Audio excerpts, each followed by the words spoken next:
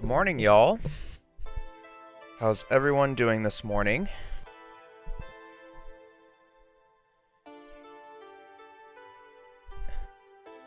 So for today, as you can see, we actually have some pretty good figures already. Everyone looks quite nice. I'm really happy with it. What we did last time was we cleaned up like the lines on their markings and stuff. We highlighted up all the tan that was on the figure. And then the only thing that we had that we left off that I think I'd like to add. Oh yeah, and we also like did the initial coloring of the bases. The thing I'd like to do next today, and this will be our last step, so we can hopefully finish today, is I would like to add some battle damage. So, Shoretroopers, if you remember what they look like, Shoretroopers are some dirty looking soldiers. They look super dirty. So, what I was thinking we'd do is we can add some like armor chips and blaster marks and stuff like that. And then after we've done that, I think the other thing we'd like to do is I have not highlighted the gun yet, so I'm probably going to add some very small highlights to each of these weapons.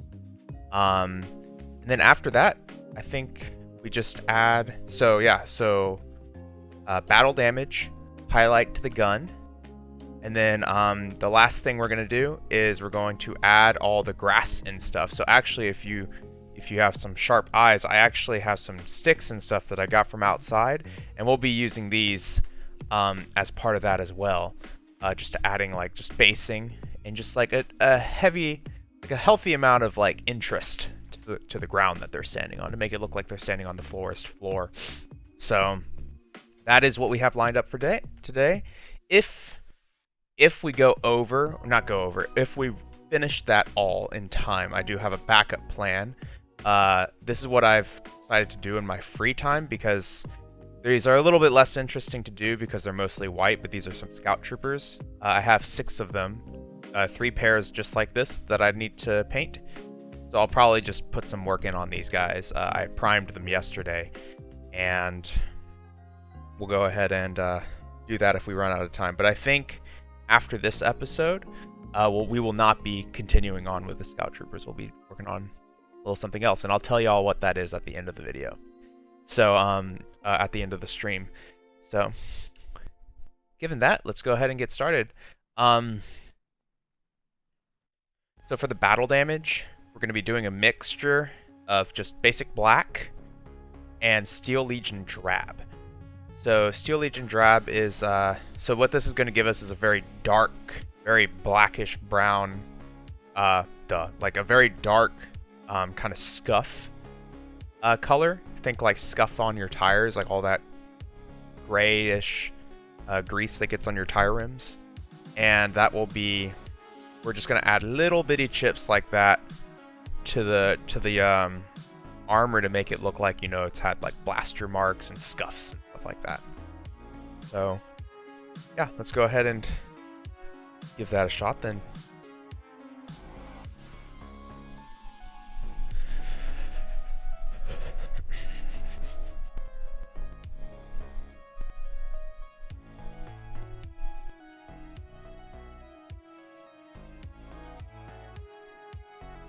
We're not going to need to make a whole lot of this mix because scuffs don't take all that much for paint. There's not a whole lot that goes onto the miniature, but we are roughly aiming, I'd say, for a 50-50 mix, I think is what we want to do. Let me double check that's what I want to do.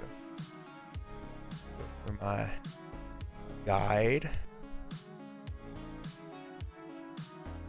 Yep. We'll mix.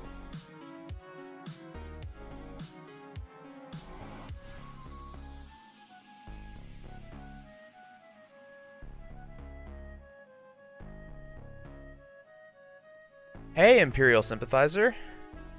I have not seen you around in a long time. How's it going?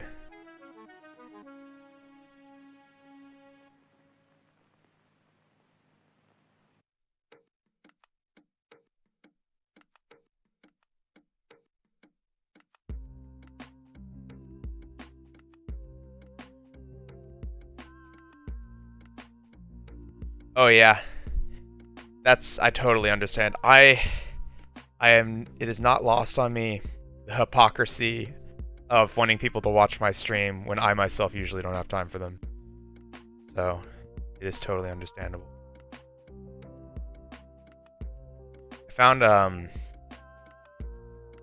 Keely and I talked about it, and actually, one of the, things we found that was, like, nice about, having these streams, though, is that they are sort of, like, set aside, like, quote, sacred time for doing my hobbies.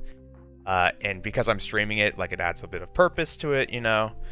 But it's, like, kind of like a promise that I make to myself and to her, we make to each other, that I'm going to use this time for streaming and doing my hobbies. So it means that, like, I'm always making some amount of progress on my painting and, like, playing the games that I want to play, stuff like that. And then I don't feel bad, you know, spending the rest of the time with her. Had some time today, though. Yeah. I feel ya. This is my last day of freedom before I start my job up tomorrow. But honestly, it's been over a month. I'm ready.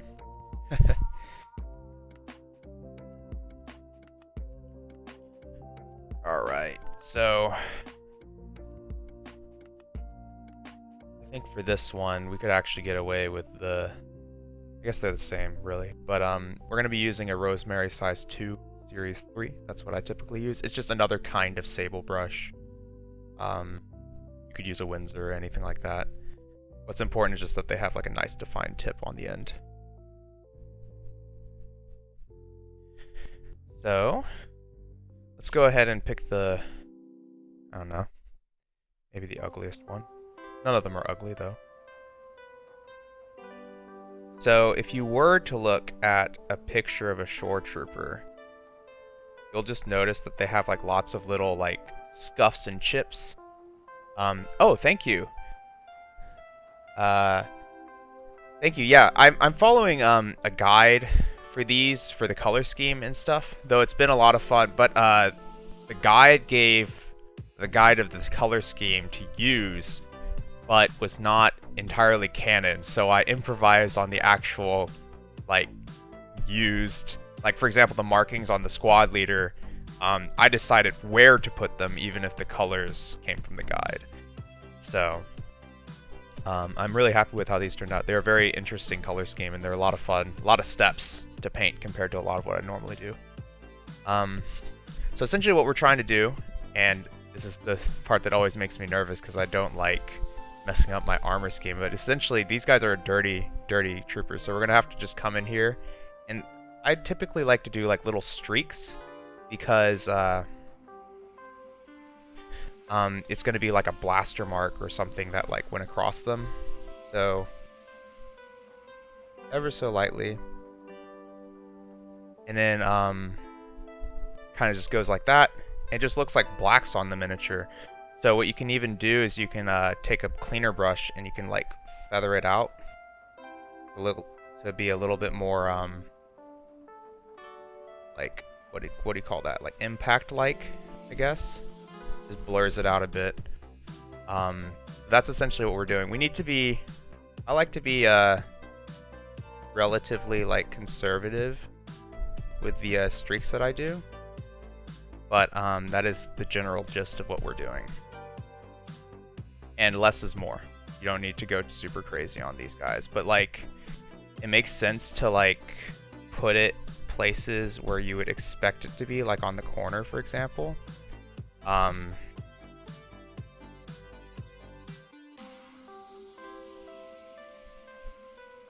we can like,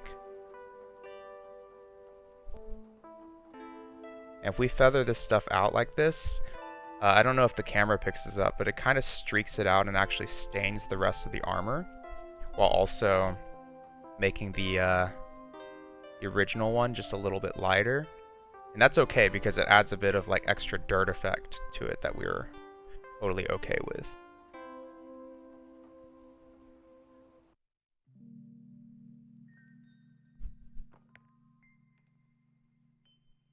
Let's see, where else might this guy have gotten hit?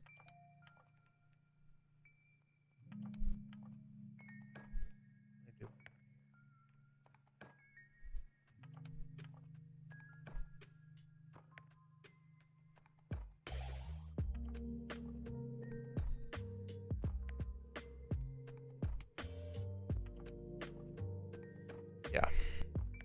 And like you can try and make it not look like a brush stroke basically. That usually helps. So sometimes what I've done, though I don't do it for this one because I think they just have a much more chipped, like precise look to them. They look like they took blaster shots. But one thing that I've sometimes done is you can take a piece of sponge, dip the sponge in there, and like dab on the battle damage. That's another way to get like splash marks and stuff. But in this case, we're doing more of a... We're doing it this way because it's more like, oh, I got shot, like in my arm or something. So I'm going to have this like...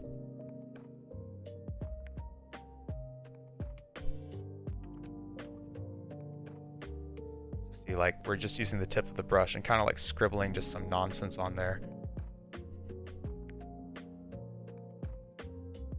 Feather it out.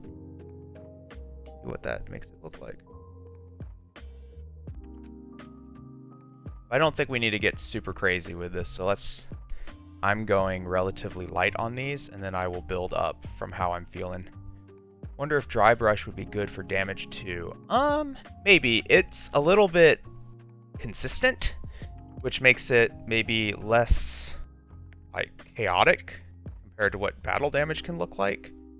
But battle damage is one of those things that like you kind of need to think about what is happening. So for example, one thing we did on these guys is that we went back with the original tan base tone and we actually drew little lines on some of the paint to show that the paint was going away. Like part of battle damage is deciding like what sort of thing created that battle damage, and then you go from there. So for example, a good example would be, let's say I'm painting a vehicle and that vehicle got shot, right? You might reason that the vehicle has like metal underneath. So when you do battle damage, you might actually like be very precise in like creating a blaster effect where there's like a glowing orange center and then like a metal outside around that, and then like the charred area past that, and then and have that like streaking out. And then in that case, you'd be very precise with your battle damage. Dry brushing would be pretty what's the word, like would be pretty consistent though across the miniature area that you're doing, and it would mostly hit the raised edges. So like I think in certain cases, like you could do it for like a vehicle to show that the edges, the paint is starting to come off, you know? Like I could totally see that.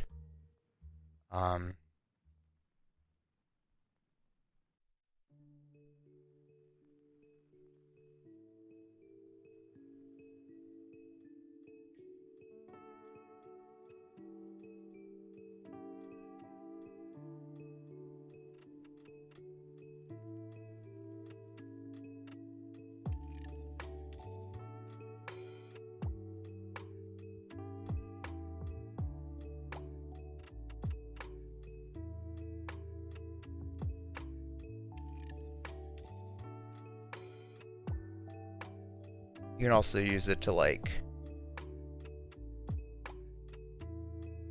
show like just little scuffs and grime. Like it doesn't have to be particularly heavy all the time. It can just be like small little things here and there.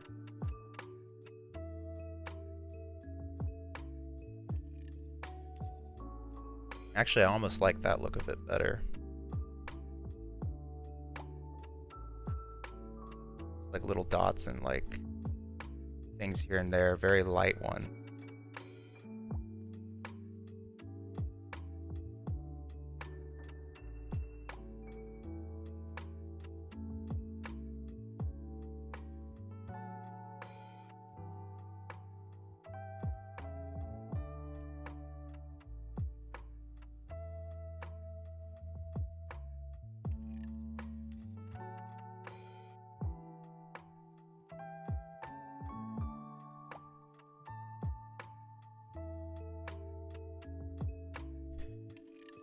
Okay. Yeah, I think I like what we're getting out of this right now, because I think this is a lot more subtle and maybe better for the scale. So we'll go for maybe thinner lines right now and see where that leaves us. like almost scratch marks. Like you can still have big things on there, but I think you can get a little bit more density with light scratches. Oh, I motivated you to get more of your Star Wars minis. Yeah, it's a tempting thing when we're talking just pulling your wallet out basically, right?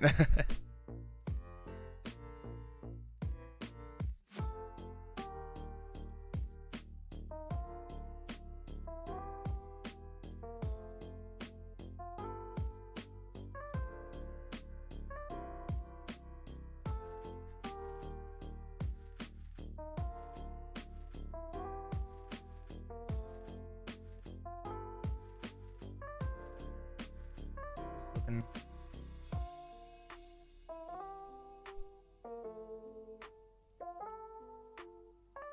Give this guy a bit of a blast mark right here on his front of his helmet. I like to do that on like one guy. Usually it's kind of cool. One thing I'm doing with my brush is I'm actually like trying to be consistent with the direction that I'm pulling it, because that kind of indicates like, oh, this thing had a certain angle to it or something. And that adds a bit of realism to it.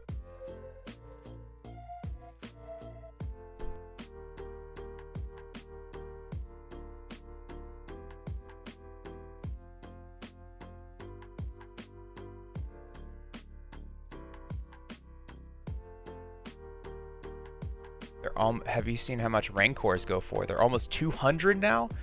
Jeez, everything is going up right now with COVID. Like, that's crazy. Like, people were also talking about how, like, retro video games, and we're not even talking, like, super old. We're talking sometimes, like, just GameCube era stuff, are just shooting up in price as well. It's, like, this really crazy phenomenon, I guess, of just people being at home, and I guess maybe having more money or something, but, like, everything's just going up in price. It's crazy.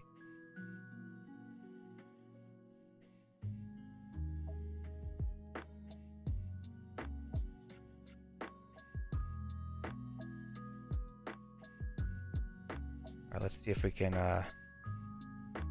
get something nice onto this chest.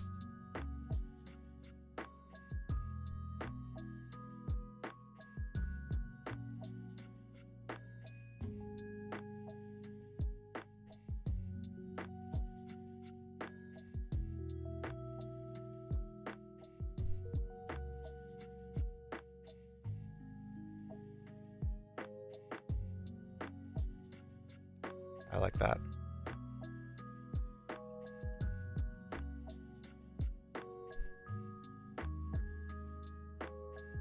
Now this step is not too long. But yeah, $200 for Rancor. That's pretty nuts. I think when I got mine, or when I was looking for mine, they were like around 50.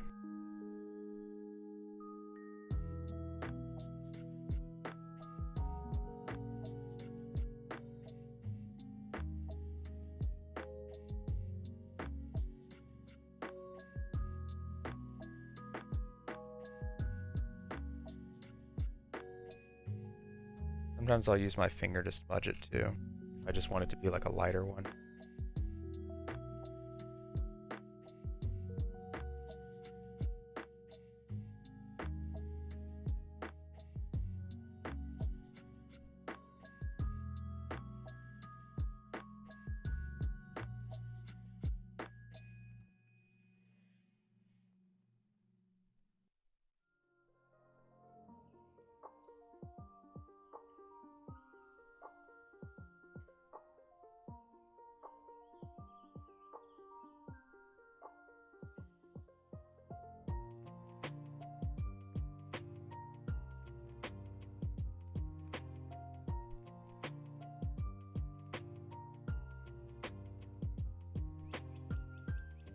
So, you mentioned dry brushing. I am kind of using a dry brushing technique where I'm kind of letting it just run across the miniature, my brush, and see where it hits. That is sort of like a dry brush, but it is, of course, with a normal brush. But,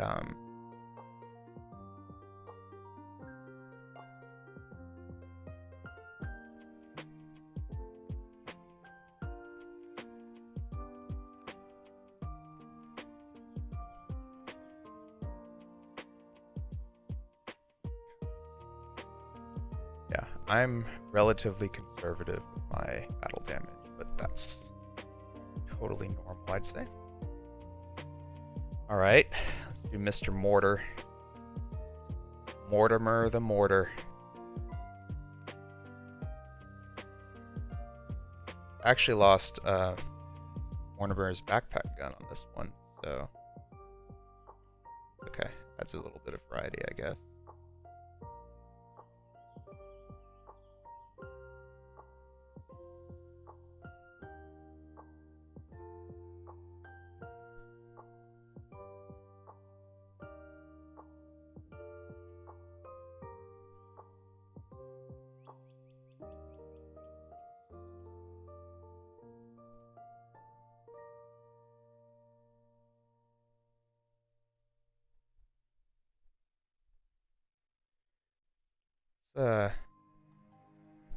Maybe scuff his face a little more heavily near the thing, because I want him it to be like, oh, he's getting like blasted by the mortar or something, like maybe like not gunpowder, but like, you know, maybe there's some sort of stuff coming out of the mortar, so we want his face to be a little bit more asymmetrically dirty, you know.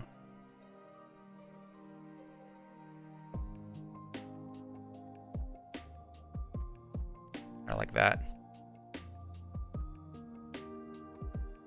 I like that a lot. I think that makes him look very interesting because, like, oh look, he's like, there's stuff coming out of it and it's like kind of spraying back on his face.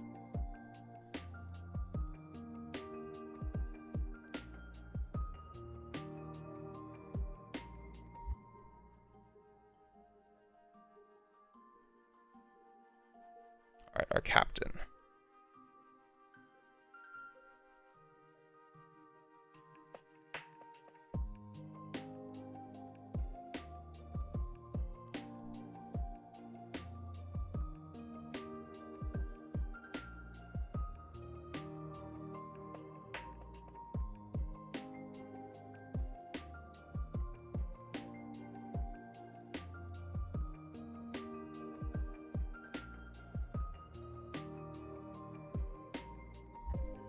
Just that subtle amount of battle damage is there's a lot of character to it. Like, oh, okay, this guy actually has fought, you know, or that the armor is like very used.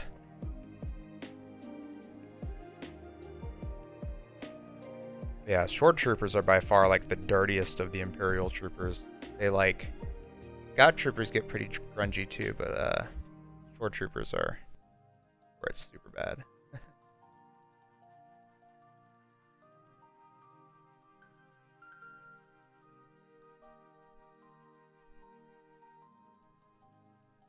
Maybe it's weird to put battle damage on the back of a helmet because then it's like, oh, you were running away. Maybe it's more impressive to have the battle damage on the front.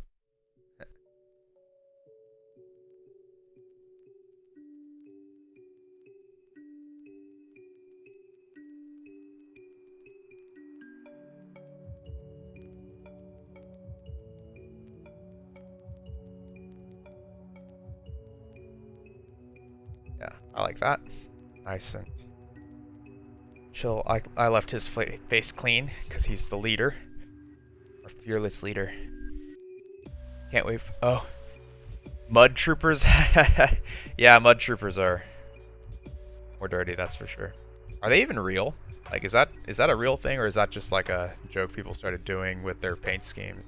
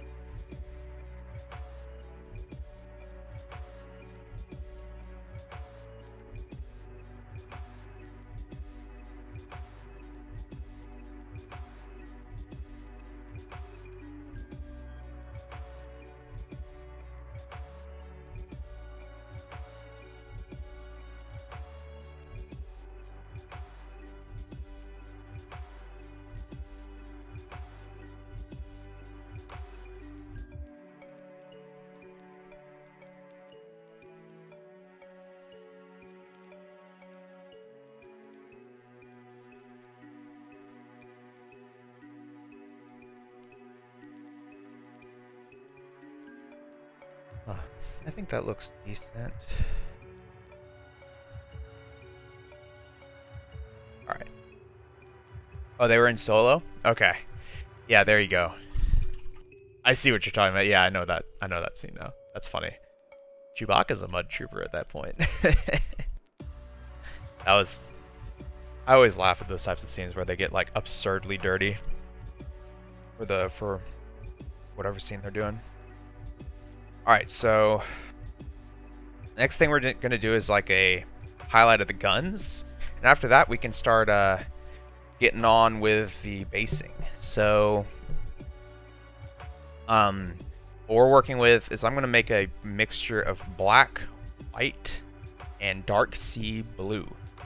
And this is going to give us a nice little highlight. This is partially because the guy whose guides I follow, he uses dark sea blue a lot in his highlight of black. Because of that, doing this across the army adds a little bit of cohesion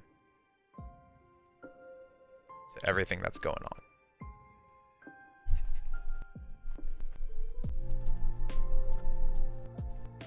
So, to be honest, I do agree with him. Like, this color looks really good as like a sort of, I don't know what the word would be, like almost luminescent, like highlight, I guess.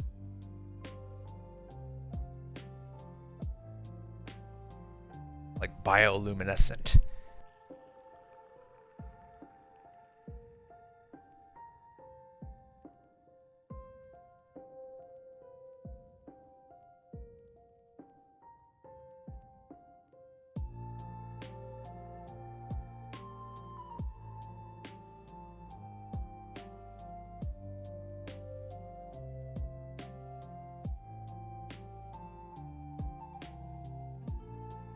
This color ends up being a gray with a hint of blue in it. You can kind of see that on my palette. I don't know if you can see that like blue hint on the palette or not. But that is what we're going for.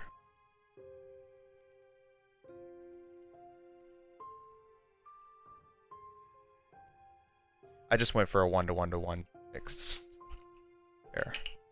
So the way we highlight guns is rather straightforward. You have all these different raised edges, and you really only want to be hitting the top areas of them because that's what people can see. So in fact, if we look at this gun, there's already some like white bits because we did a zenithal prime where there's white on the top, and then we followed it up with a contrast paint actually. So because of that, the contrast paint is already sort of picked out parts of the gun that are considered raised for us to highlight. So we're just hitting like these top raised edges, and it's rather simple with this paint, with this type of model, because you have a bunch of like just lines you can draw basically. Also for me, I'm noticing any areas where I made like particular mistakes and I touched them up with black. I'm going back and covering those up with my highlight. Add a little bit of, get rid of that black area.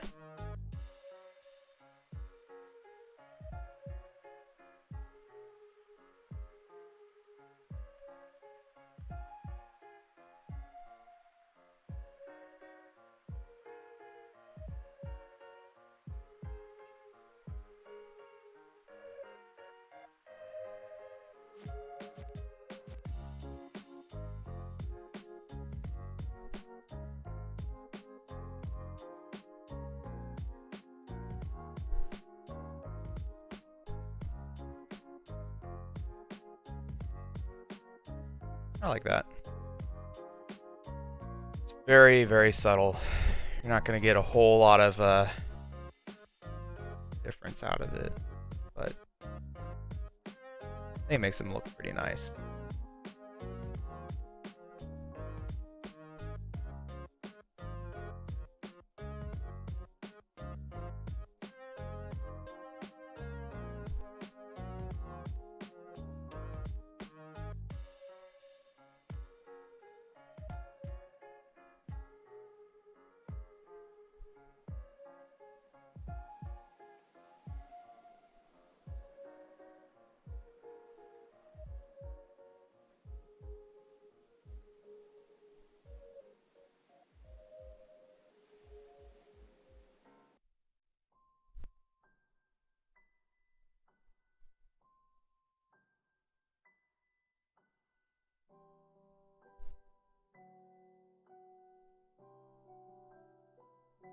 When highlighting a big flat area, sometimes it makes sense to just highlight the edges of it. Or like not do the entirety of it, just do like the front half.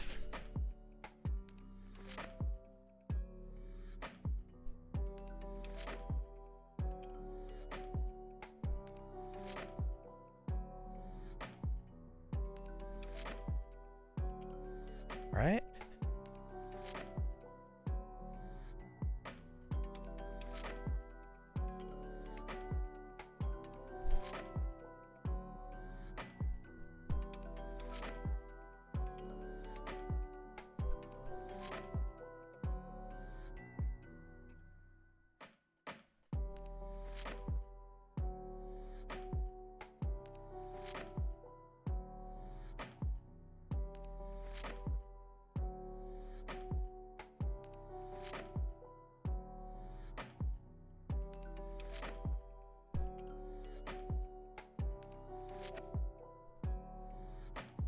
So again, we're just adding kind of like a little cohesive, like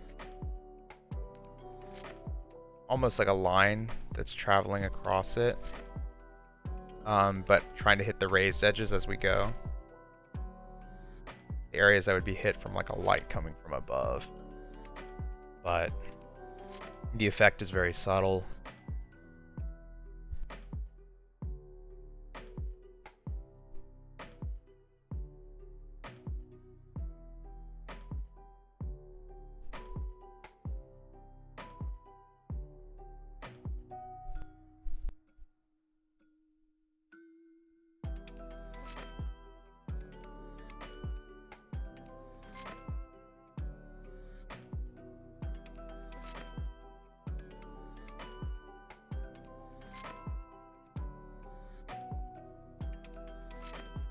In my case, I'm also trying to just hit any part that would be considered white at this point, because that kind of represents the places that I would roughly want to highlight.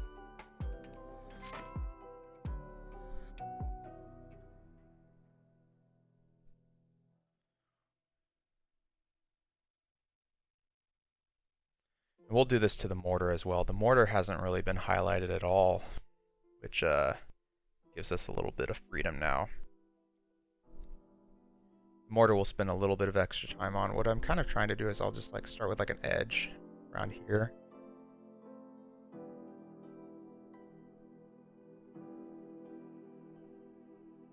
Maybe like run the brush down the front some.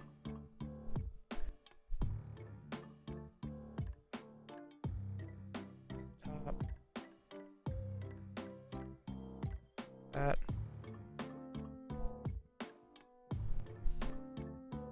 Sides as we go down, kind of just not particularly precise here. We're just trying to like thinking of like a frontal light that's coming down and just adding a little bit of like a line that's going down the sides. Paint.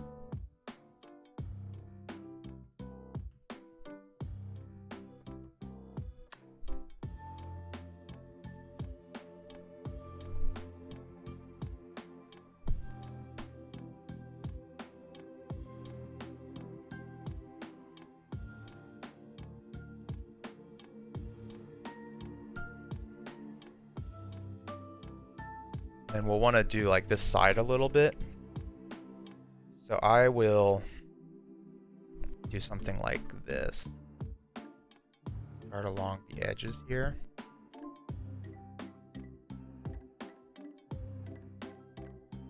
Kind of slowly just like bring it down. And it's so subtle you can barely see it. It's good. We don't need it to be like going across the entire miniature or anything like that. So we're just, and our paint is thin, that it will kind of blend in itself and give you a bit of that gradient, as long as you kind of build up the highlight.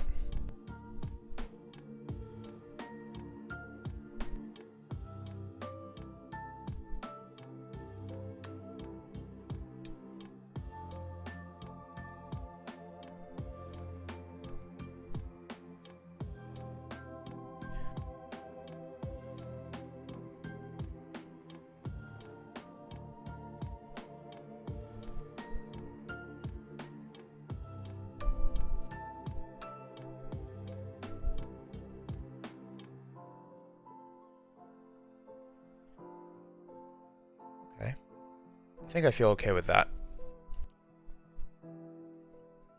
Alright, let's do El Capitan and the Heavy, and then we'll get to the fun part of adding some texture, and then we will probably be on to Scout Troopers for the last hour.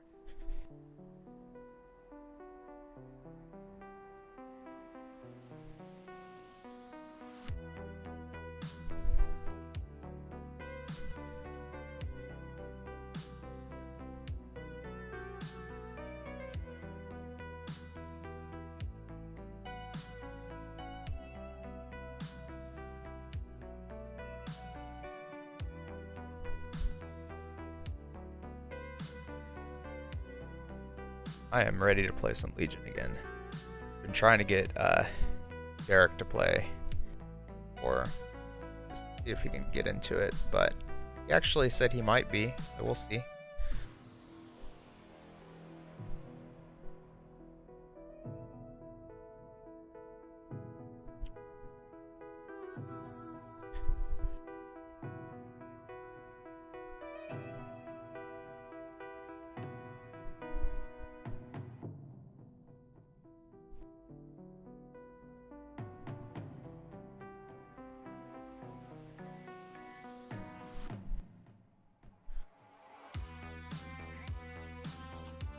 Alright. It's hard to see, I think, on the camera, but that does look slightly different. Morning, Raylan. Yeah, skirmish would be interesting. Also, it's not very meta dependent, so you can kind of just play with whatever. You can have... That makes sense. Is skirmish on the same size board, or do you play on half the size? Is it 3x3?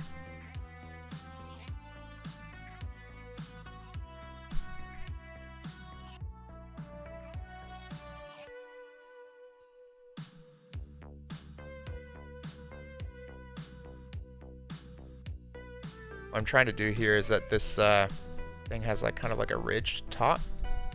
And I'm trying to lightly, almost like a dry brush, catch only the raised bits on my highlight there, so I can preserve like the darker color underneath.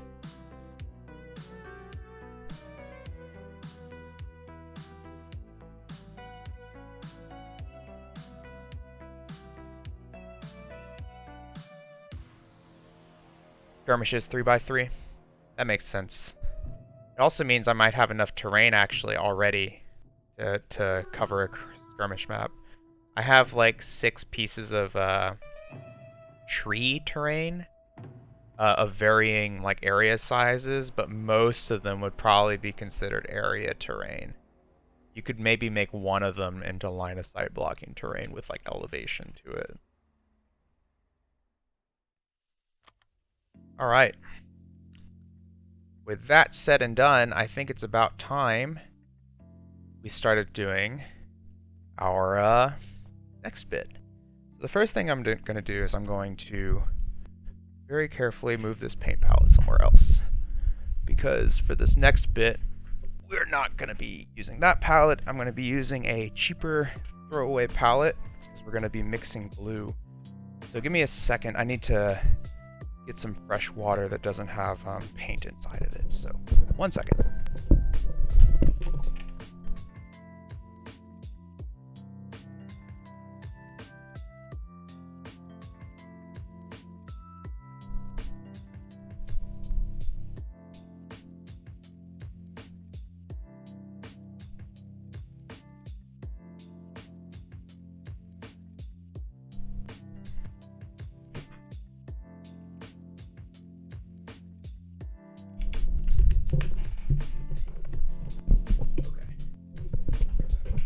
So for this next bit, we're going to be adding various amounts of scenery to it. So this can happen in any order, but just to give an idea of what we're going to be doing, we're going to put some glue into our palette here, Elmer's glue. So Elmer's glue into our palette, and then we'll mix it with an equal amount of water. And then the next part will just be sprinkling stuff onto the base so that the glue can adhere to it, and then that will dry, and then we'll eventually have our base. Things we're going to be sprinkling is I have 3 kinds of this fine turf, which is essentially just like a colored powder. These are fine turfs by Woodland Scenic. So I have green grass, burnt grass, and then I don't know what this one's called. It's a darker green color though. We'll see in a second probably. Actually, let me just do this. Hopefully not tear the bag open. And find weeds. Okay. So we're going to be sprinkling a little bit of each of those on. And then we also have something called Battleground by Army Painter. So we have brown Battleground. It's like this kind of corky texture to it. They used to sell something called Black Battleground. I can't find it anymore. So what I actually did was I took brown Battleground, put it in a cup like this, and then shot a spray can of black paint into it and shook it around a bit to make my own Black Battleground. So those are the 5 things we're going to be sprinkling on. Once we've done that, I finally have little tufts of grass that I haven't used yet, but I'll probably give a shot and put a few of the smaller ones onto this as well. So yeah, that is the plan though. So for starters, I will go ahead and show the glue mixture we're making. So we're gonna need a lot because we're doing 6 guys, six troopers, and a large based trooper. So go ahead and not be shy with our amount. So I think my thing is cloth. There we go.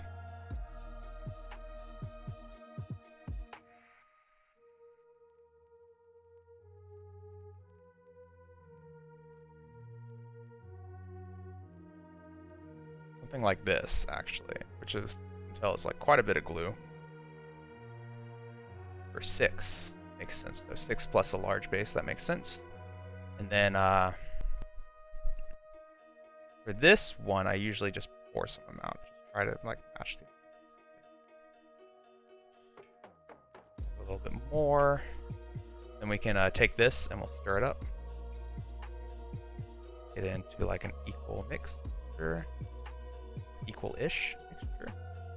If it doesn't look right, we'll add a little more glue. This is, you absolutely use a throwaway brush that's like, you know, at the end of its life, it's not good for any painting at this point.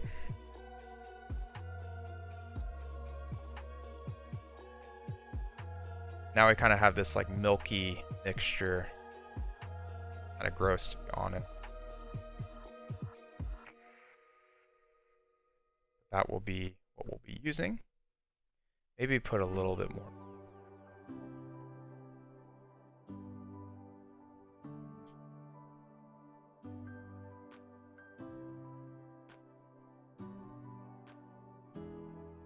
Because we're just trying to thin it out so it spreads evenly.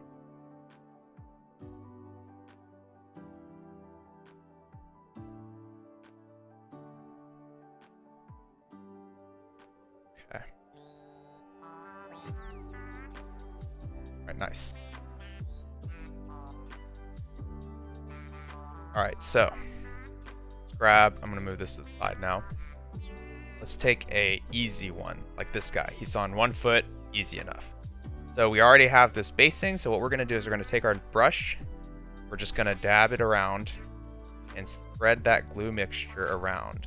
And this stuff, it's white Elmer's glue, so it will dry clear. So don't worry too much about the color. But we're just trying to get it all on the base, because anywhere it's not, it won't stick. So it won't stick if it's not there, and if you get it anywhere it's not supposed to be, it will also stick. So, you know, be as precise as you can in this step.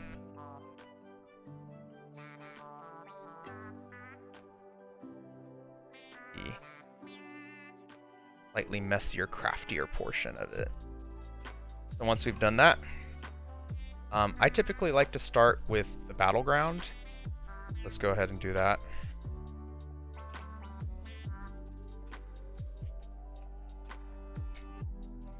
So all I do is I essentially take a tiny pinch of it, something like this. I just rub my fingers like together, sprinkle some on. Doesn't have to be a lot because we have a lot of other stuff that's going to go on afterwards. And we'll get some of our black battleground here. Again, we're getting a small pinch. We're going to rub it together. Actually, one of the first times I've done this bit, like not standing up. Typically, I stand up for this part, and then we just rotate through our different grasses.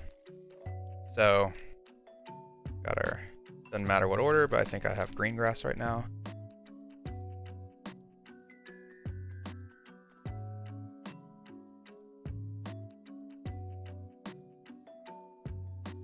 One. Always put your excess back in. Do some burnt grass now. Slightly different. A little bit less than green.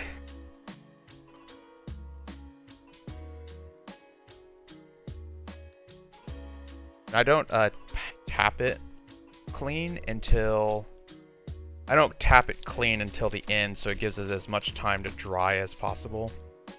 Hey Veters, how's it going? Morning, good morning.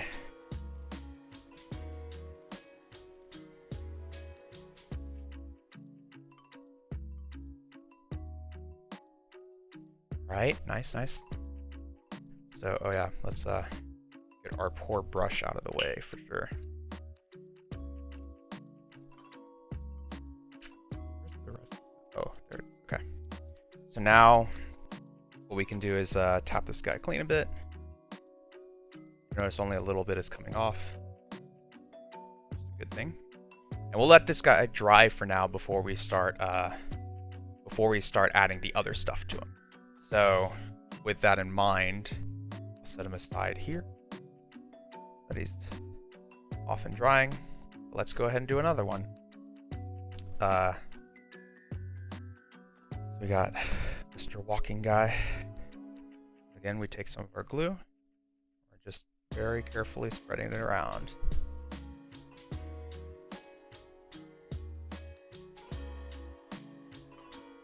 This part's a lot of fun. Sometimes I rush it, so I'm trying not to rush it this time.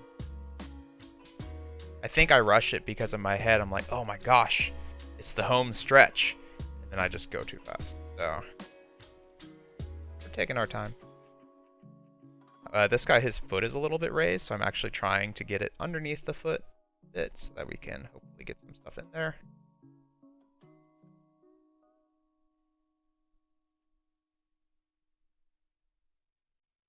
Also, watering it down might make the glue dry a little bit slower. I'm not 100% on that.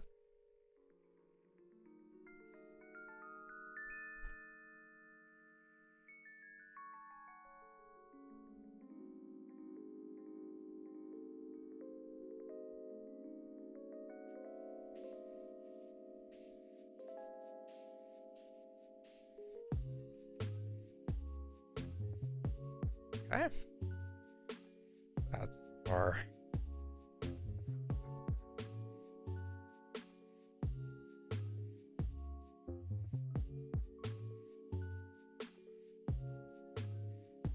black battleground.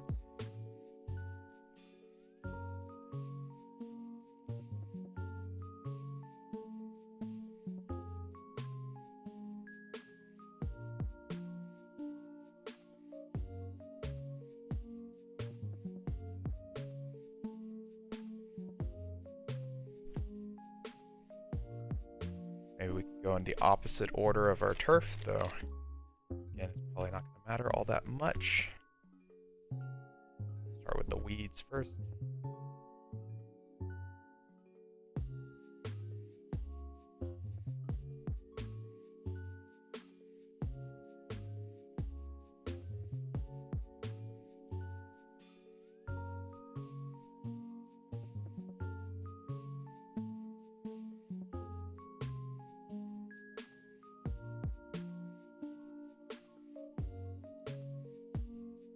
our super grass. And it's okay if you don't have to hit it evenly on every single one because it adds a little more detail this way. Like not detail, interest. Also sometimes I'll run my finger along the edge to make sure we didn't catch any like big particles that will, you know, stick on there when we're painting the rim of the base. Also gives it a little bit of like a pop upwards sometimes. Okay. Everything's looking good so far. We're saving the kneeling guys for last because they're going to be a little bit tricky. But there is a technique for them as well.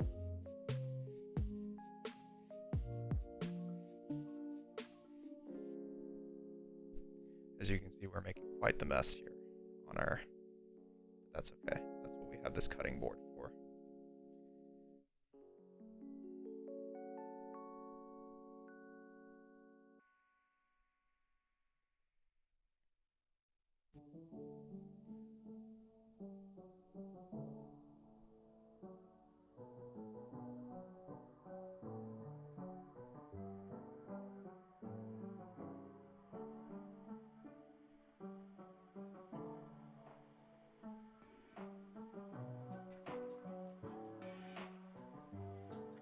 Oh, I was telling Garrett and Viet yesterday that I finally got my setup such that I can pretty painlessly stream or game capture N64, GameCube, and PS3 now. That will be pretty interesting because now I can get pretty creative with like the types of games that I want to play on Thursdays. Down the line, maybe like not the next game, but the second to next game I want to play is Ogre Battle for the 64. I thought that'd be a really fun game to stream.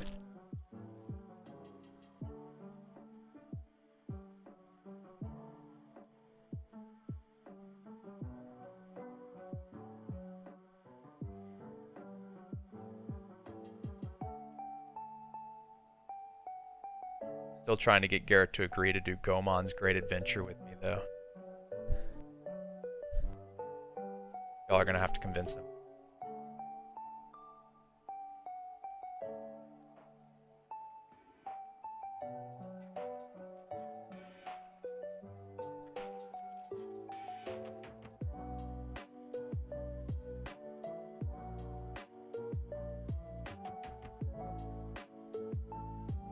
Also, it's super hot in here, so I have the fan running.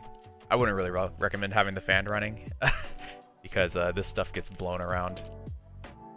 But it seems we're at an okay angle and we're blocking it for the most part, but I think I'm just making my job a little bit harder that it doesn't fall exactly straight down on the ground. It kind of comes down at a bit of an angle. Alright, how about for the next ones? We'll go in the opposite order. We'll do the grass first, and then we'll do the little rocks and battleground next.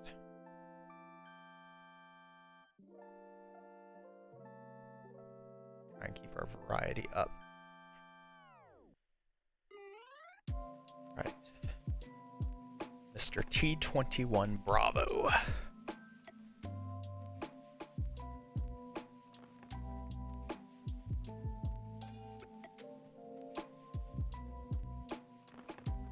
It's been really fun going through my backlog of games though, and just like playing all these games I didn't get to play before. And kind of sad, like which ones I've never played, like the Uncharted series I've never even touched.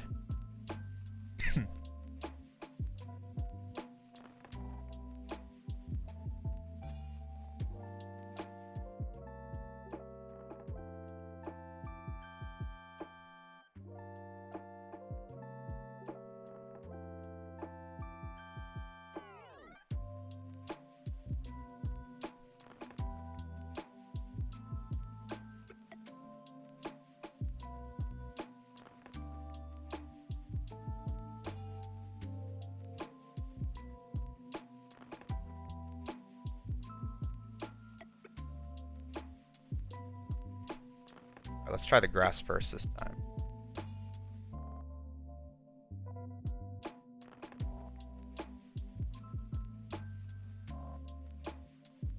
whatever you're putting on first, you need to be a little bit conservative with, because you don't want to like completely cover it up with those things. But then with the later ones, you can put a lot on, because now you want it to like definitely stick, right? And you're kind of dealing with lower surface space to work with. Some of this has been taken up by the previous elements already.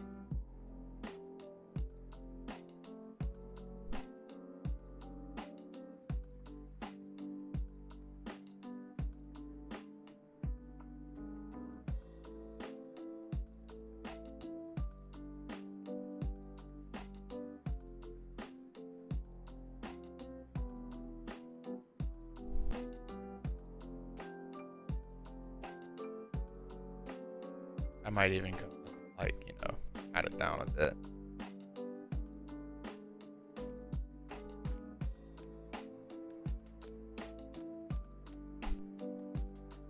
Okay.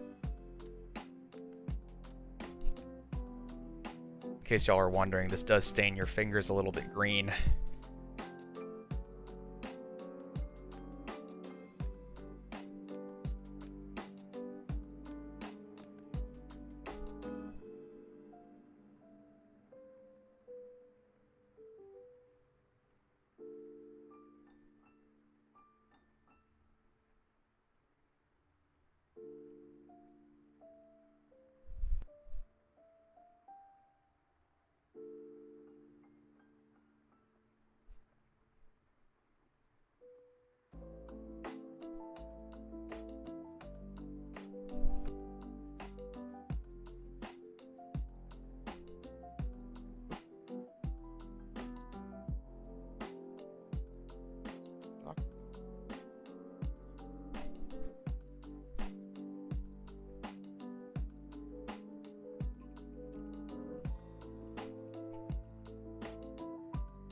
Right.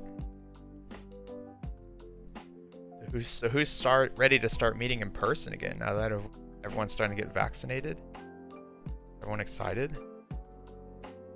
People already started going out and meeting people again? I have not.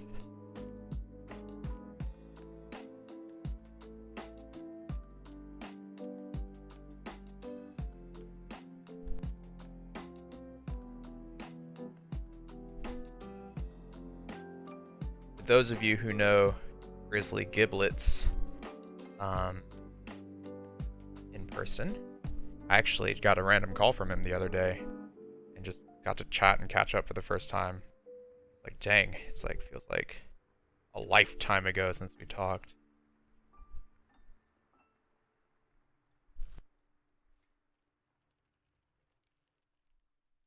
Yeah, you've been busy, Imperial. That makes sense. Me too.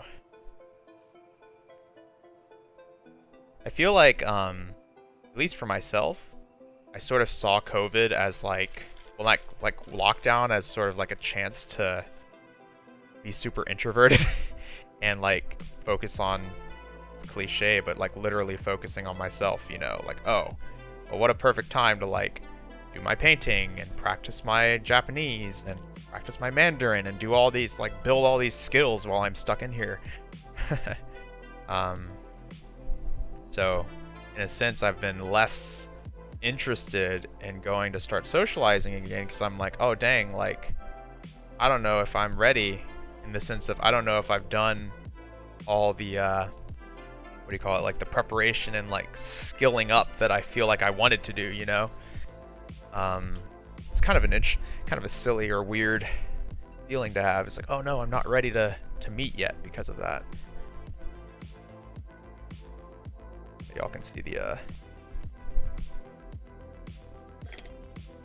fan is really my worst enemy right now, but that's my fault. I just don't want to be super warm. Put our water cup here. It'll help some. Alright, for kneeling trooper is no different. You just need to be extra careful. Okay? Just try not to get it up on the leg, where it's going to basically turn his leg into a grassy leg.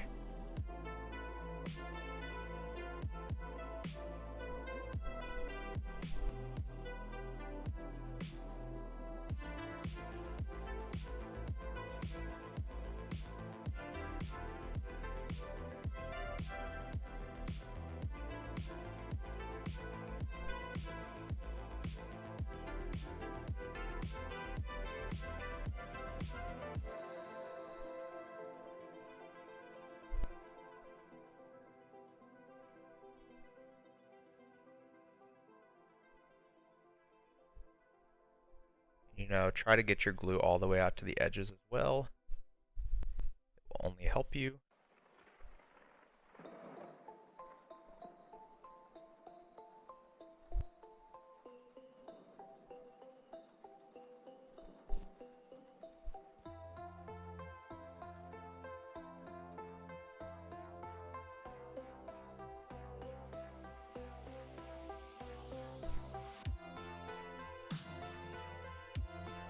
Nice.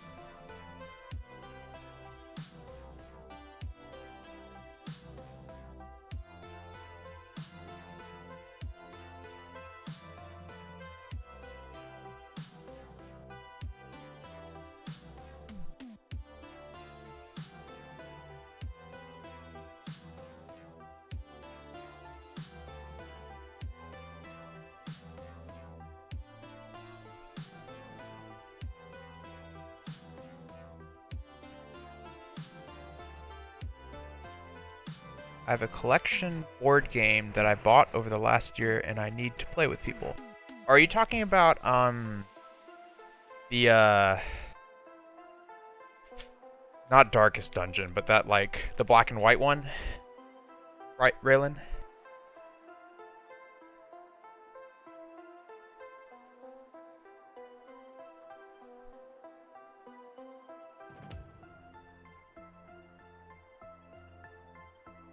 That and others.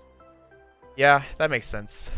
I'm really itching to do like a lot of the games that we've played on Tabletop Simulator, because they're miniatures games. I've been interested in playing them in person. My table has been sorely unused this last year and a half.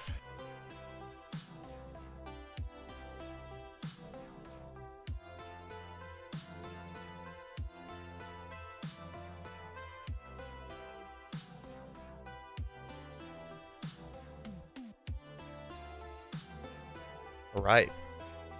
Everything's looking nice. Alright, so mortar we're going to do in a very similar manner. We're only going to make one exception. We are not going to put glue into the grooves of the firing arc, because we want to keep that as clear as possible. So we're going to just do within these 4 triangles. But other than that, it's just a ton of glue. Let's go down.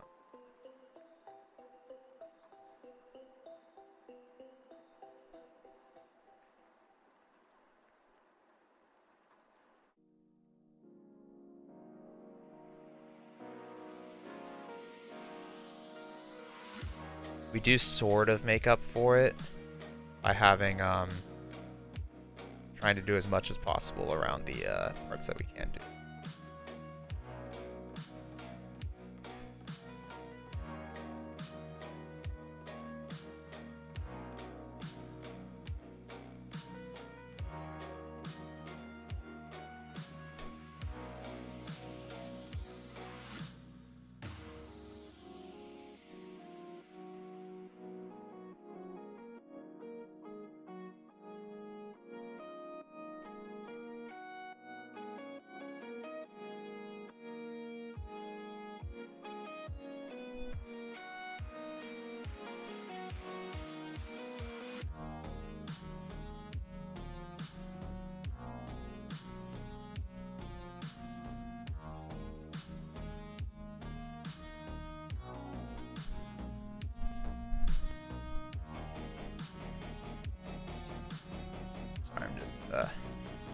Concentrating on this bit so I don't mess it up on accident.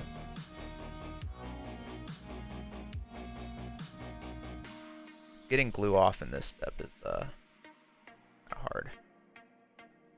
And then lastly, we left ourselves the hardest part for last. Maneuvering around Mr. Mortar.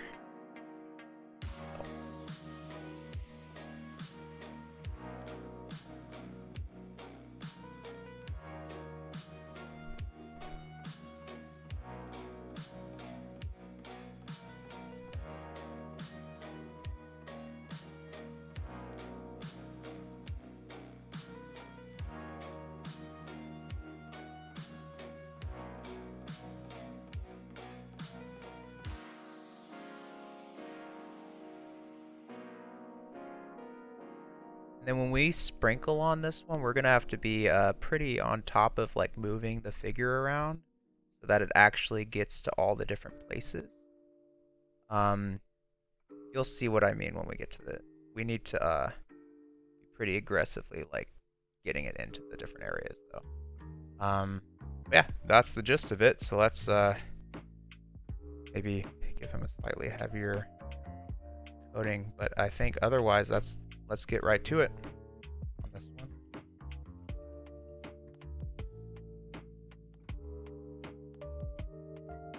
We're gonna like kind of do it at this angle so that we can actually drop it down into that crevice, and then we'll pretty aggressively tap everything off when we're done. We might even use a brush to like sweep it out when we're done. Oh, and Werewolf Legacy. So you got Escape the Dark Castle, right? Overboss, The Crew, and some exit games. Oh, and the Werewolf Legacy. Oh yeah, Keely and I have been doing a ton. We did a lot of exit games during quarantine. Like it was one of our go-to date night activities. But yeah, we can do that. Still haven't done that like large one, that like multiplayer, not the multiplayer one, but like the big box exit game. We've still been waiting to do that one. It'd be really fun to do.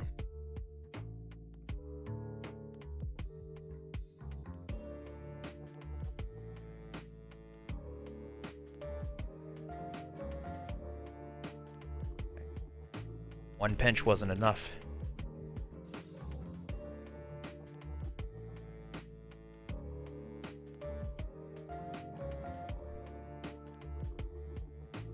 Okay, we'll do a different one.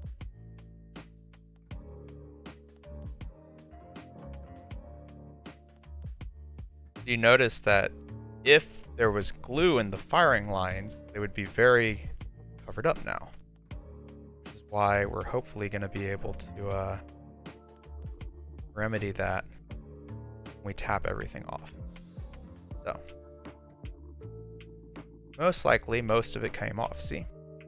But you'll notice here, this one's a little bit cluttered, so we can just sweep it out with our brush like this.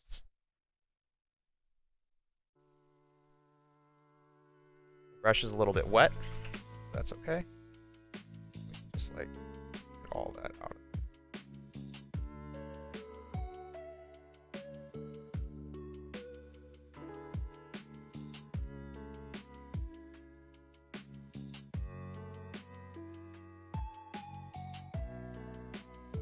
And yeah, that's it. So at this point, I think while we wait for things to dry, I'm going to go ahead and paint the rims of the bases black.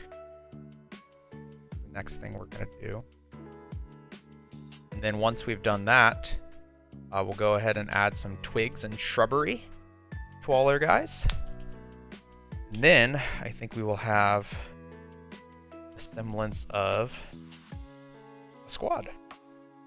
So let me put away that one. Still quite messy here, but at least we can still get our area a little bit clean.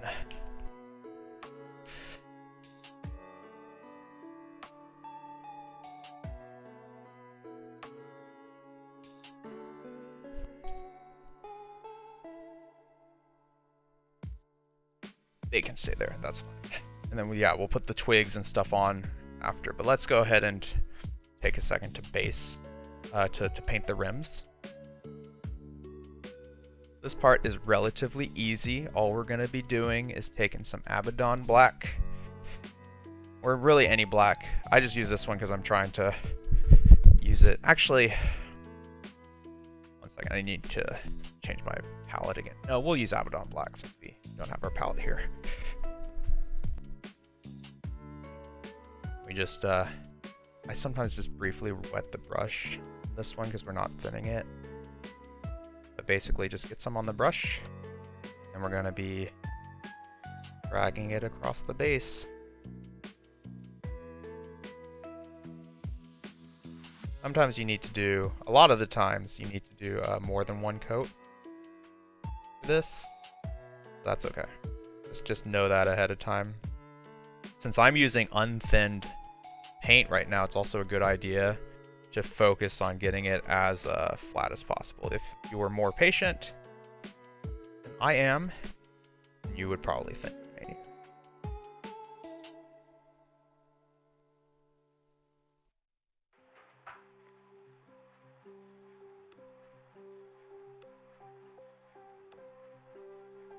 But at least in this case, it's not like we have any details that we're marring. So we're just trying to get our foot as flat as possible. Pretty boring part though, so happy to chat about whatever with you guys as we do this. But it gives us something to kill time with as we wait for this stuff to kind of fully dry.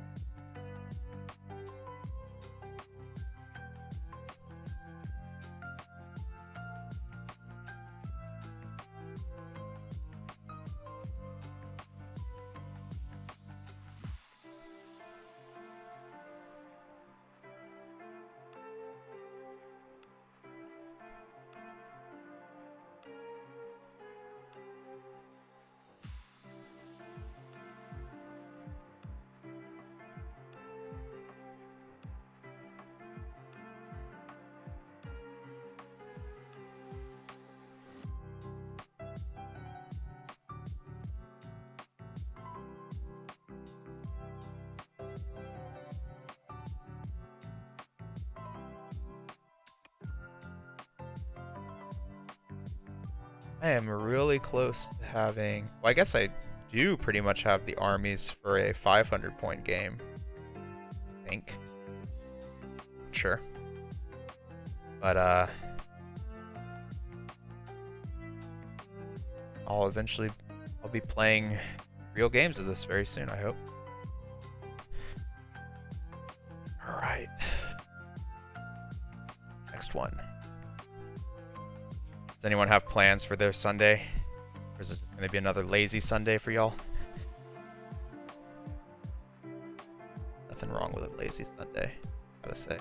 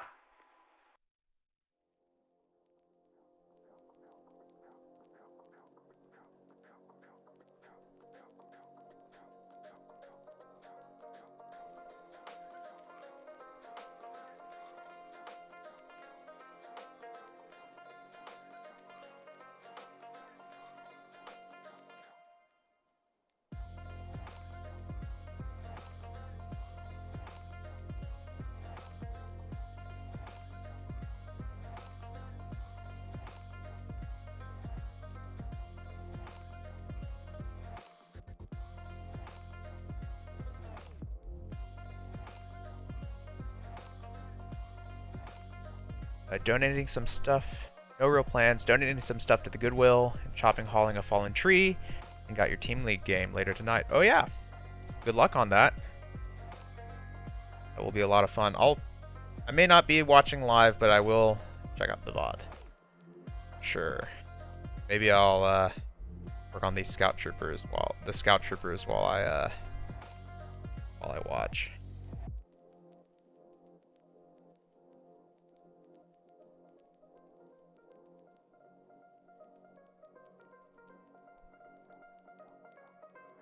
Right.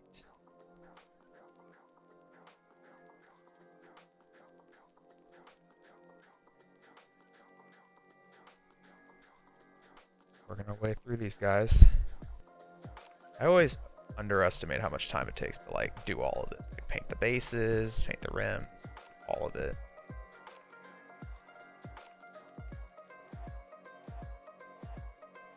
Looks like we will likely not be in need of extra stuff to do with the Scout Troopers today. Good? That's fine. Good thing. I don't think subjecting y'all to a bunch of grays and whites is fun anyway. I'll suffer on my own for that.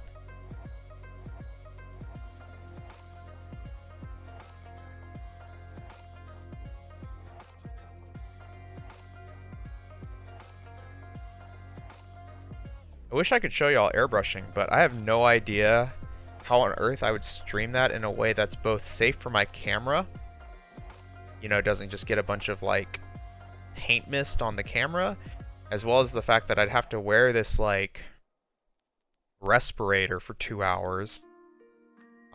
That's not super fun either. I don't even know if I'm supposed to be wearing something like that for that long. So yeah, not sure how I could effectively show y'all any of my airbrushing, but maybe in the future I can figure that out.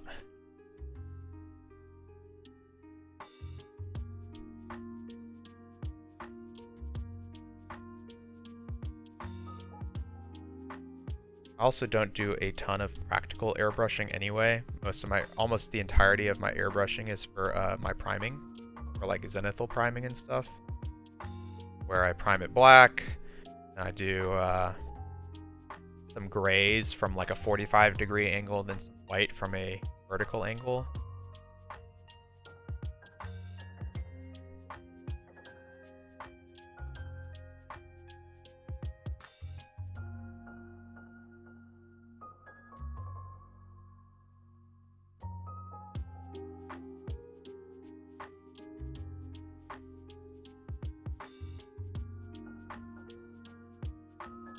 Oh, has anyone here seen the new Yasuke cartoon that was on Netflix? I guess I can call it anime, but it's an American produced show, so it's more like Avatar, whatever you would classify Avatar as. It's pretty interesting. It's only 6 episodes, and it's like loosely based on a true story. Like, okay, I'll very carefully say that because this show is not realistic. There's like magic and mechs, stuff like that, but its inspiration is from a true legend about a black samurai that existed in Edo, Japan. Like, so during like the what do you call it, like the warring faction era or whatever. It's pretty interesting. It was a really fun watch for sure. Saw a single episode, Raylan. What'd you think?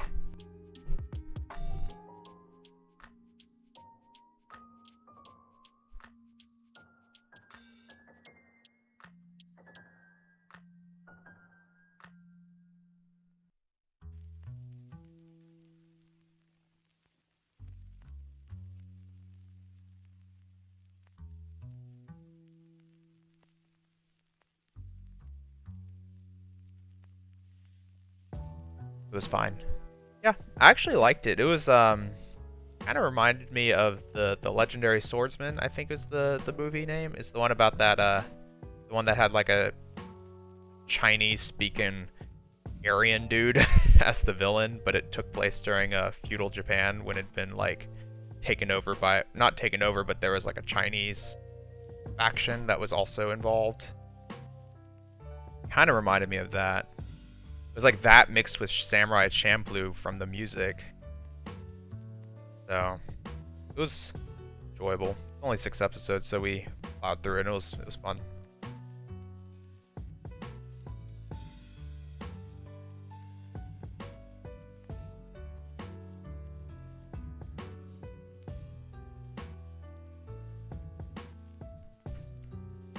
We speculatively started watching Demon Slayer only because everyone keeps talking about it, and she wanted to see what all the hype was about.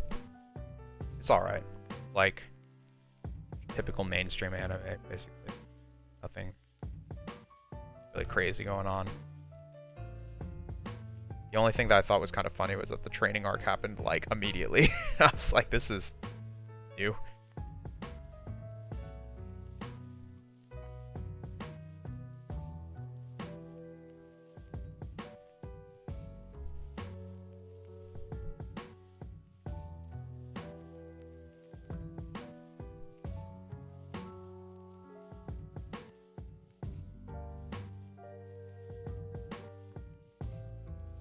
sometimes I have to go over these with a second coat too, so we will see. Fingers crossed. As y'all can see, painting all these rims is actually kind of a waste, kind of like a time sink.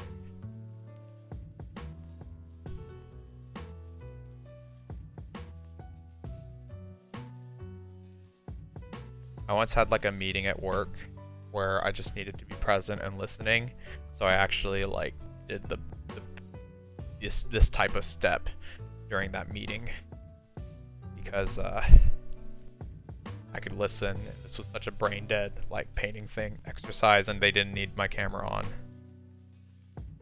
I know, super bad.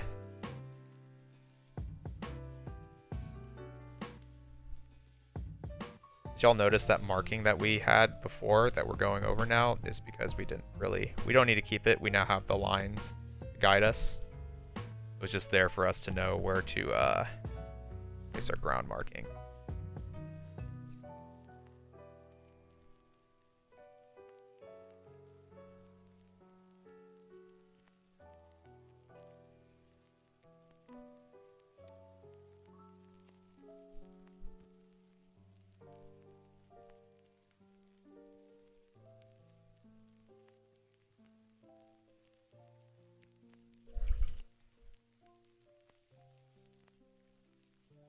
But overall, I think these guys are starting to look pretty slick. What do y'all think?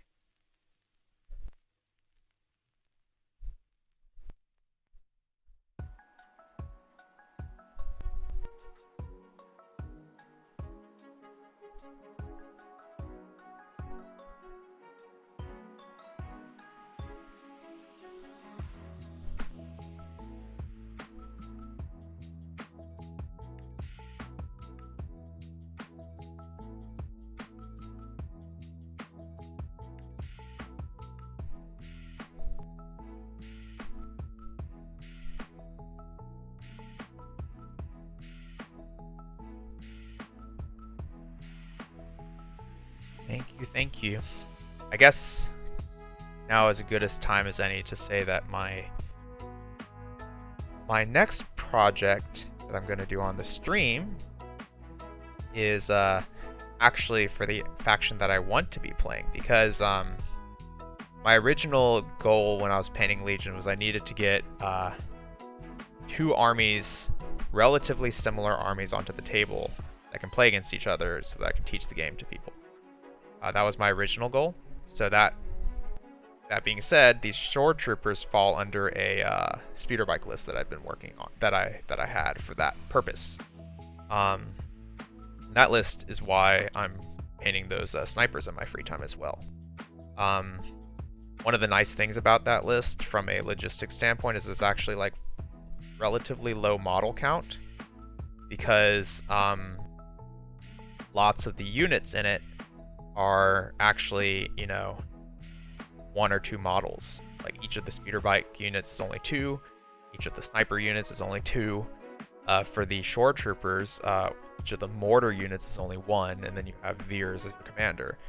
So you actually can get an army, an 800-point army with it, like relatively easily for that reason. But my faction I found that I really like is actually the Rebels. And so I'm going to be working a bit more towards my Rebel army next. And my plan is I'm actually going to be working on Mandalorians next. So I did a lot of research on what exactly I wanted to do for my color schemes for the Mandalorians, and I also wanted to be like a little bit forward thinking. So I think what I'm going to do, what I'm thinking is a good plan, is I'm going to be doing the Mandalorian Resistance. And since I have 3 boxes of the set, so I actually have the models to do this, I'm going to go with each of the Mandalorian Resistance units. I'll do a different clan, and then I'll have Clan Ren be itself. And I'm going to not be including Clan Kryze, which is Bo-Katan's clan, because partially because I think I would feel very obligated to paint one of them to look like Bo-Katan if I did that. And then it would be really weird if they came out with a Bo-Katan later, which is like close to 0 chance but also, like, you never know, right? So I'm not going to do Bo-Katan, also partially because there is a lot of other options that we can lean on instead. So we're going to be using, for the Mandalorian Resistance, we're going to be doing Clan Rook, Clan Eldar, and Clan Vizsla. And then we're going to be doing Clan Ren for the Clan Ren unit. But that is the plan. It'll be a lot of fun because I'm going to be pushing myself to make everything look, as amazing as I can. But also this will be a little bit more me improvising with my colors, and that will be new, basically. But I need to, like, kind of plan out what my colors are going to be. But that's what we're going to be doing for next episode. And those are, for those of you all that don't know, the Mandalorians have a really cool, like, model. So, like, they have flight stands on them. So actually, I'll show it here maybe. They have flight stands on them, which means that they actually are, like, floating in the air on these clear stands. So, like, they have these really neat models and poses that I'm going to be really excited to do. Anyway, though, we're not quite finished here with our Shoretroopers. We have one last little step that we want to be doing. That's going to be, I promised you we would do something with these twigs, and we'd do something with these tufts of grass. So the plan here is we're going to break off some pieces of these, and we're going to put them around on the bases to simulate, like, bark and, bushes and stuff like, and little branches that have fallen from the trees. So with that being said, we just kind of have to find little pieces that would make sense. So, like, for example, for this one, we can, like, break it off like this, and kind of looks nice.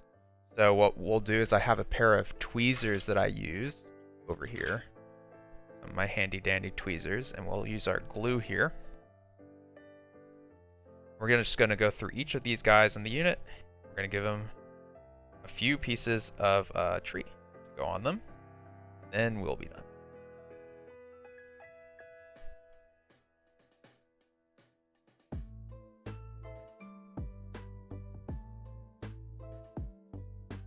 We just do a little dab on there like that, and spread it around a bit.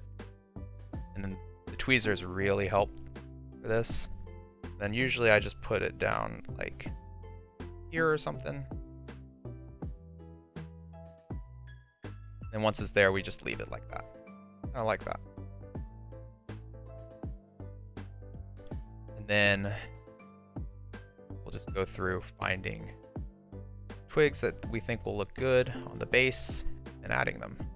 The ones near my house have, like, these big ol', like, I don't even know what you call them, like little knots or something on them. So it's fun to, like, try and figure out a way to use that. But I think we can use this one. Maybe we'll do this like it's a log or something. So we'll put this behind it, like so. This can go, like, on the back of the model behind his foot. I think that would look good.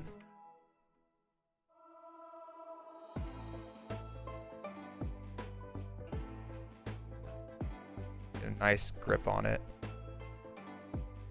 Then add some glue.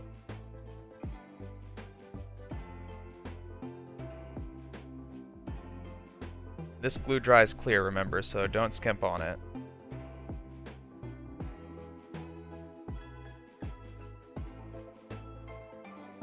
Kind of like that. He's, like, jumping over. Now it's like, oh, he's jumping over this thing. That's cool. Okay.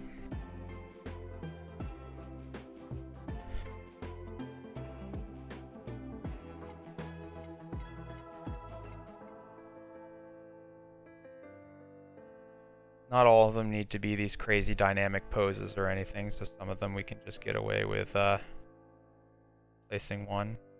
I usually try to have at least one on each base, though.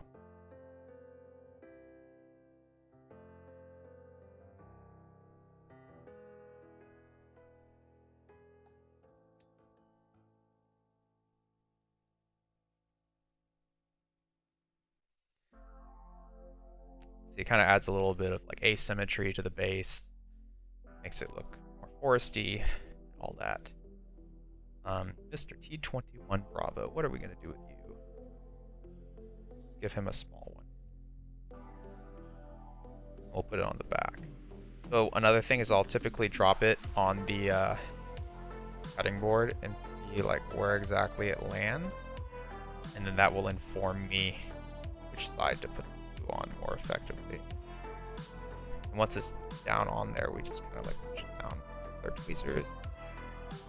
Not a super precise thing, but it will stay.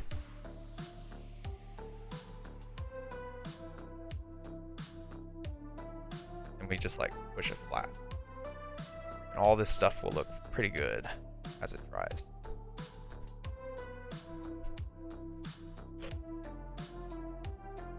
Gotta make sure we're keeping our tweezers relatively clean. It's not a big deal if they get dirty. Let's see. What should we do? This guy. This guy has this whole space here. Could like break this down a little smaller. Put it right there. That gap.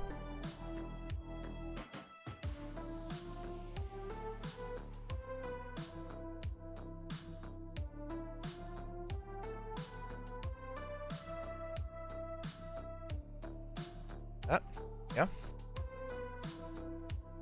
Adds a bit of balance to his. Got our captain. Again, sometimes I think a small piece actually makes it more interesting. So we'll do that.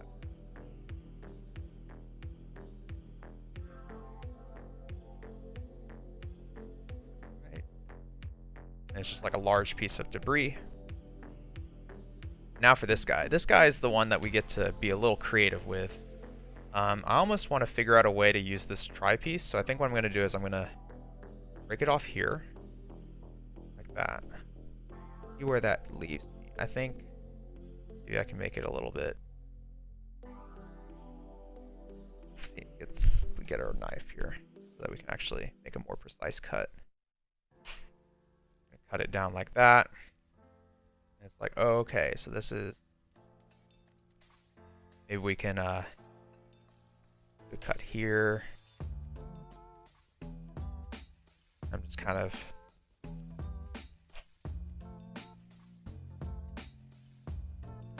we can have something like that on there. That would be pretty interesting, right? A little bit of like visual interest. So let's try that.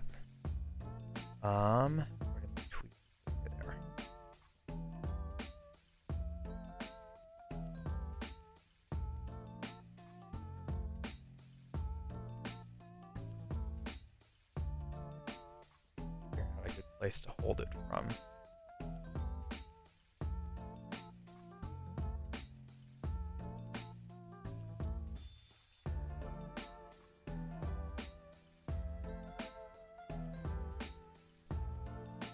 Having it up to the edge kind of gives the illusion that you know, we're kind of just cutting off the where it continues off on the base, I think.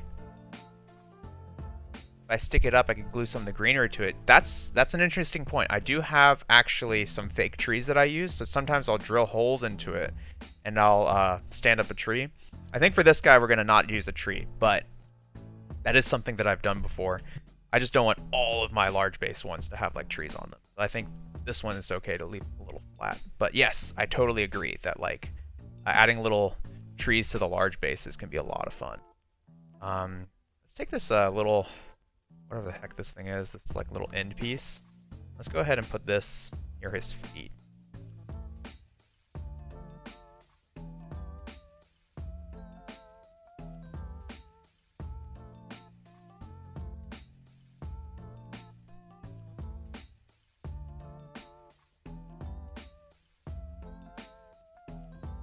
Like that.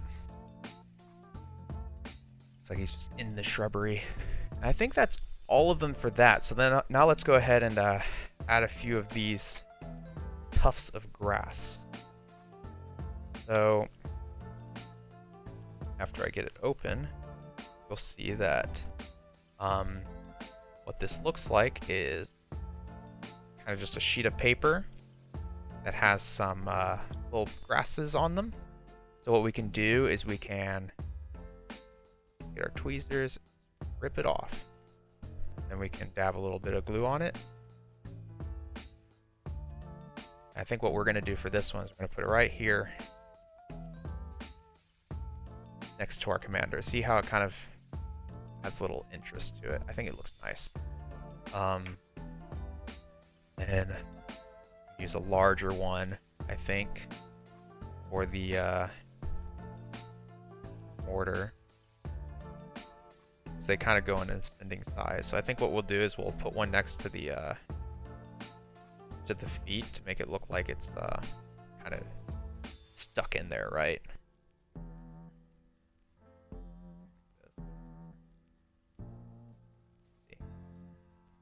We can put one in the back as well, maybe like a smaller one.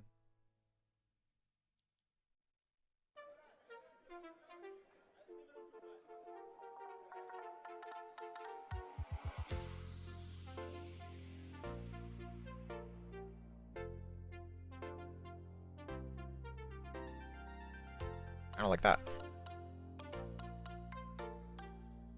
Easy stuff. And then, which of these seems like? I think this guy here would look really good with like a little extra tuft. Add some this level.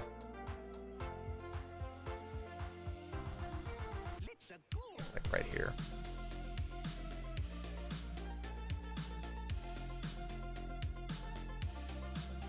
Yeah, real simple stuff.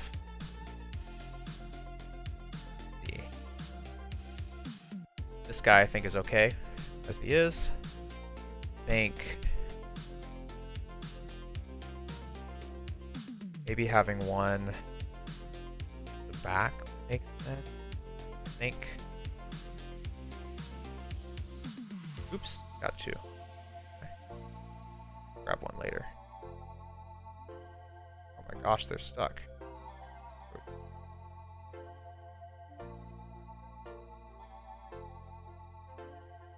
Well, we're committed to putting one more. I think like right here. Nice. Cover up that foot. Alright, and then I think this one asking for a little bit near his back foot as well.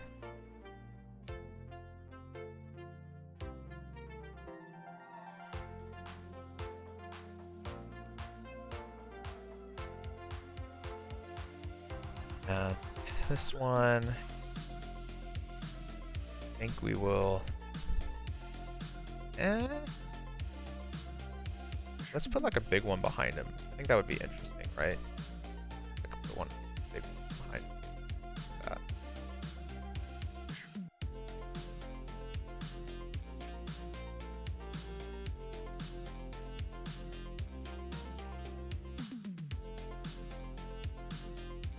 I like that a lot. Okay. Cool, cool, cool. Alright, y'all. We are closing in on the end. I think we were going to leave this at that, but I'll go ahead and line everything up for a class photo, and then we will go ahead and clean up our brushes and then call it a day. This was a lot of fun. Thank you all for going through this beginning to end. I can even show it's not the same model, but I can kind of show, like, we went from priming them like this, and then we painted them up to this. That's like a really cool transition we did. I'm really happy with that. So let's get this grass out of the way.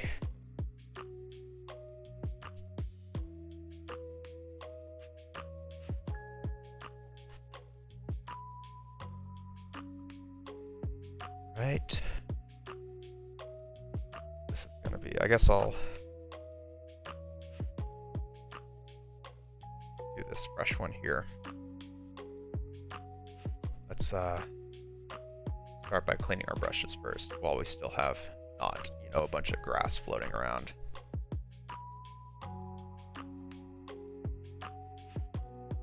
Get all that gunk out of there. Tell it's in there because we did it on a clear area and it immediately started turning black, so there's still some black in here. I think we got it out.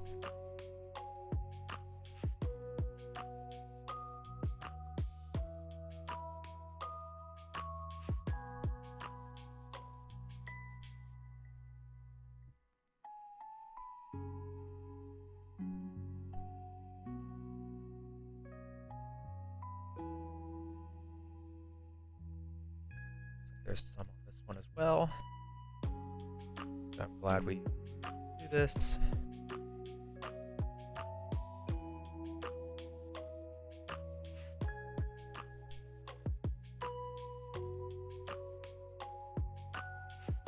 All right. I'm pretty happy with that. All right.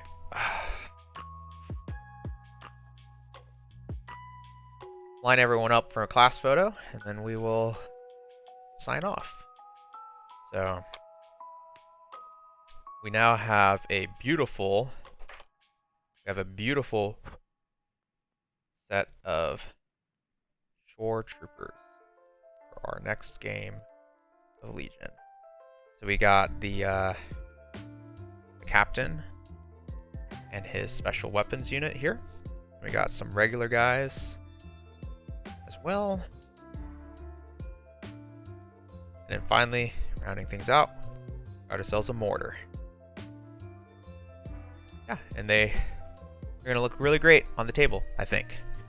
So, all right. I think we're 10 minutes early, but I think we're gonna go ahead and call it at this point. Next time on painting, I mentioned that we're gonna be working on Mandalorians. I'm not sure I think I'm going to save Clan Rin for last because they got some pretty crazy freehand to do. But I'm going to be between Clan Eldar, Vizsla, and Rook. I'll be picking one of those groups to do. They're going to be groups of 4. We're going to be doing Mandalorians for a while, though, I think. We're going to do... But it'll be 4 at a time, so it will be... Like, their armor designs are a little bit tricky, but also it's like half the amount of... It's all... like nearly half the amount of figurines for each one of them, so I think it will also in some manner not be that bad either. So that being said, though, if you enjoyed the stream, we play variety streams on Thursdays at 8:45 p.m. Central, and then on Saturdays from 9 to 11 Central a.m. we play Tekken ranked, play some Brian Fury, and then as always we're painting at 9 a.m. On Sundays Central until 11 usually. So if you like the video, please like and subscribe watching from YouTube. If not, a follow helps on Twitch. So thanks y'all so much. Have a good rest of your evening, rest of your Sunday, and hope to see y'all on Thursday. See y'all later.